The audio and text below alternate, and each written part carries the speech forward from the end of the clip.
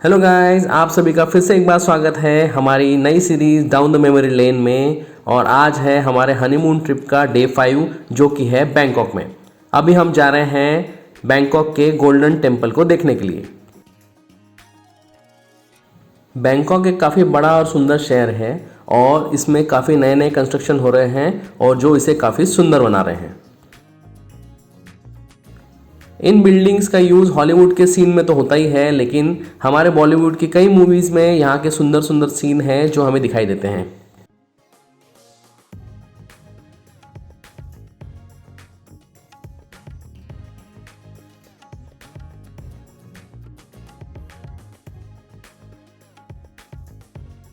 Guys, अभी हम आए हैं थाईलैंड के गोल्ड टेम्पल को देखने के लिए और इस टेम्पल का नाम है वॉट त्रेमिट।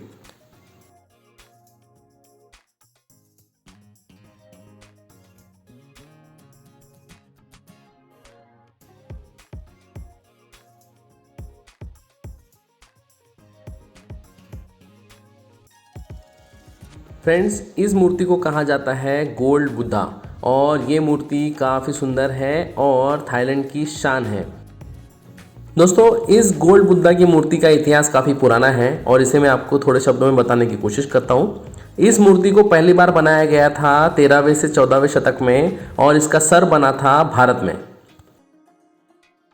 13वें शतक में बर्मा और थाईलैंड का युद्ध होता था और इस समय बर्मा के राजा हमेशा थाईलैंड पे आक्रमण करते थे। तो इस मूर्ति को बनाया गया था जो 9 अलग अलग पीसेस में बनी है और इसे बहुत स्मूथली जॉइन किया गया है। लेकिन उस समय इसे बर्मा के आक्रमणों से बचाने के लिए प्लास्टर और मिट्टी की मदद से और ग्लास की मदद से पूरी तरह से ढक दिया गया था और बंद कर दिया गया था, और जिससे किसी को भी पता नहीं था कि ये मूर्ति अंदर गोल्ड है, क्योंकि बाहर तो सिर्फ ये एक प्लास्टर्ड मूर्ति दिखाई देती थी। तो इसी तरह इसे लगभग 300 से 400 साल तक बचा के रखा गया और प्रोटेक्ट किया गया। जब जब बर्मा के आक्रमण होते थे इसे छुपा दिया जाता था और उनको भी इसके बारे में कुछ जानकारी पता नहीं चली। लेकिन 18वें शतक में लॉर्ड रामा ने यहाँ पे मंदिर बनाना शुरू किया और इन सब मूर्तियों को बैंकॉक में शिफ्ट किया और बैंकॉक को बनाया अपनी राजधानी। और जिस मंदिर में इन मूर्तियों को रखा गया उसका नाम था वॉट छोटा नाराम। इसके बाद 1935 तक ये मूर्ति ऐसे ही रही और 1935 में यहाँ के नए राजा राजा राम तीसरे इन्होंने इसे शिफ्ट किया वॉट त्रेमित में। तो 1935 से लगभग 1955 तक ये मूर्ति ऐसे ही एक टीन के शेड में रखी गई, जहाँ पे बैंकॉक के और थाईलैंड के लोग उसका दर्शन लेते थे। बाद में 1955 में राजा जी ने फिर से डिसीजन लिया, एक नया विहार बनाया और इसे शिफ्ट किया नई जगह। लेकिन वहाँ हुआ एक हादसा। जब इसे पुरानी जगह से नई जगह में शिफ्ट करने का वक्त आया तो ये मूर्ति गिर गई, और जब गिरी तो इसका एक पार्ट टूट के अंदर का सोने का पार्ट चमकने लग गया, जिसे चमत्कार समझा गया। बाद में बहुत धीरे धीरे से इसे अलग किया गया और पूरी मूर्ति को बाहर निकाला गया। उसके बाद 2010 में इसे प्रॉपर गोल्डन टेम्पल के रूप में बनाया गया और इसका उद्घाटन किया गया, और आज जिस रूप में आपको ये दिखाई देता है उस जगह पे ये स्थापित है। और यहाँ पे राज परिवार के कुछ राजाओं की राख या एशेस भी रखी हुई है।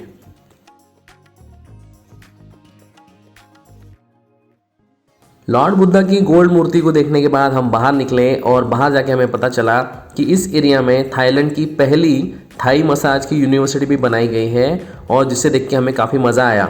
इस जगह को थाईलैंड के एजुकेशन और कल्चरल पर्पस के लिए बनाया गया था, जो अभी भी काम करता है।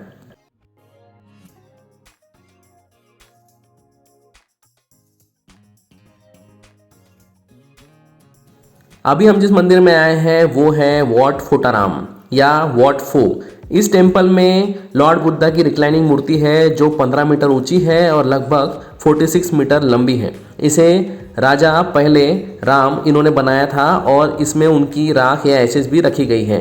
बाद में जो तीसरे राजा थे उन्होंने इसे डेवलप किया। इस मंदिर को फर्स्ट क्लास रॉयल टेम्पल भी कहा जाता है, क्योंकि ये मंदिर स्पेशली राजघराना और उससे संबंधित लोगों के लिए ही बनाया गया था। रिक्लाइनिंग बुद्धा का ये मंदिर सबसे पुराना है, क्योंकि इसकी स्थापना बैंकॉक शहर से भी पुरानी है। बैंकॉक शहर बाद में बना था, पहले ये मंदिर बनके तैयार था और इसे राजघराने ने स्पेशल अपने पर्पस के लिए बनाया था। इस मंदिर का नाम वॉट फोदाराम या फोटाराम भी है, क्योंकि इसका नाम रखा गया है हमारे भारत के बुद्धा जी और बोधि ट्री के ऊपर। रिक्लाइनिंग बुद्धा जी की मूर्ति लगभग 46 मीटर लंबी है, इसलिए एक फ़ोटो में इसे लेना पॉसिबल नहीं था। वहाँ पर रश भी काफ़ी था, इसलिए मैं इसे एक पूरे फ़ोटो में नहीं ले पाया। इसलिए बाहर आने के बाद मैंने इसका एक फ़ोटो खींचा। इस परिसर में काफ़ी विहार बने हुए हैं और सभी विहार में बुद्ध जी की 1000 से ज़्यादा मूर्तियाँ हैं जो अलग अलग आकार में हैं और अलग अलग उपदेश दे रही हैं।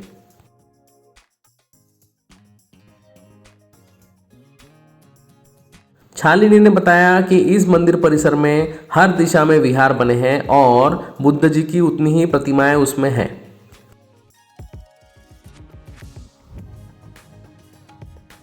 ये जगह काफ़ी सुंदर है और यहाँ पे मन को काफ़ी शांति मिलती है, इसलिए इतनी गर्दी होने के बाद भी हमें काफ़ी रिलैक्स और हैप्पीनेस का अनुभव आ रहा था।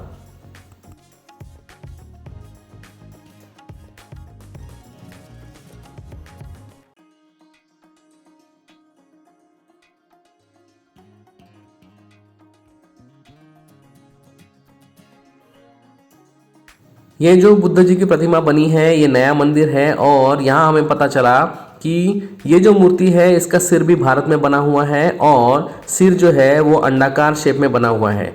सिर और धड़ जो बना है वो लगभग 80 to 90% प्योर गोल्ड से बना है और बाकी जो बॉडी है वो लगभग 40% गोल्ड से बनाई गई है। यहाँ पे सोने का काफ़ी सुंदर वर्क है जो रूफ पे, दरवाज़ों पे और हर जगह पे आपको दिखाई देता है।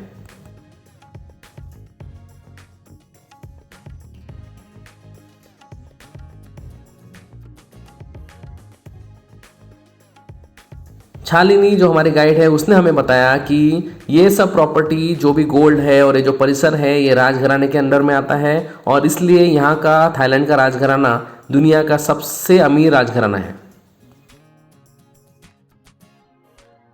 यहाँ के राजाओं ने अपनी प्रजा के लिए बहुत सारे काम किए हैं, बहुत सारी चीज़ें उन्हें भेंट की है और इसी की वजह से यहाँ की प्रजा भी उनके राजा को बहुत प्यार करती है।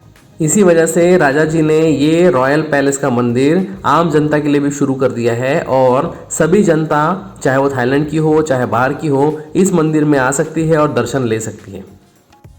हर मंदिर में एंटर करने से पहले आपको कुछ मूर्तियां दिखेंगी। वो मूर्तियां हैं यहाँ के सेनापति जी की और ऐसा माना जाता है कि ये सेनापति हर मंदिर की सुरक्षा करते हैं। इस मंदिर में जब आप घूमते हो तो आपको थाईलैंड के कल्चर की और थाईलैंड के आर्किटेक्चर की एक झलक मिलती है जो हर जगह आपको दिखाई देती है, चाहे दरवाजे हो, खिड़कियां हो, चाहे छोटे छोटे एंट्री पॉइंट हो या गार्डन हो। आपको हर जगह पे सुंदर सुंदर डेकोरेशन मिलेंगे जिसमें आपको थाई कल्चर की झलक मिलेगी।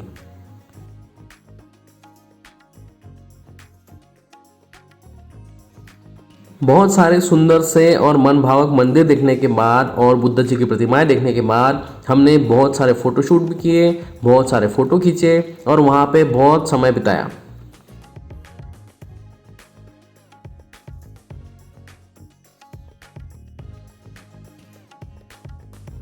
थाईलैंड में जिन राजा जी की वजह से इस मंदिर का डेवलपमेंट और प्रोग्रेस हुआ वो थे यहाँ के राजा जी राम 9वें, माने उनका नंबर 9वां था और उन्होंने राजा राम 9 नंबर की पदवी धारण की थी।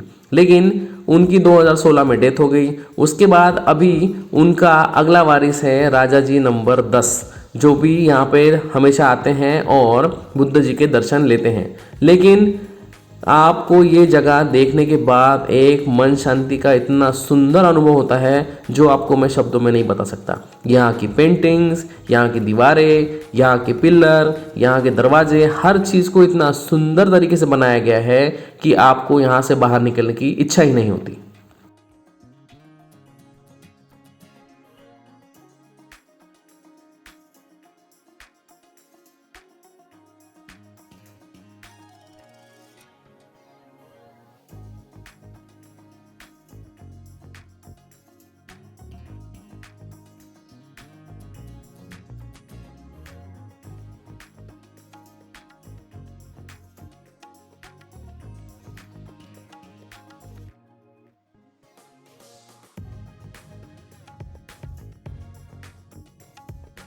इस टूर में गाइड का होना बहुत ज़रूरी है और हमारी जो गाइड थी शालिनी वो हर जगह पे हमें इसका ऐतिहासिक महत्व बताती थी और इसलिए हमें और ज़्यादा मज़ा आता था।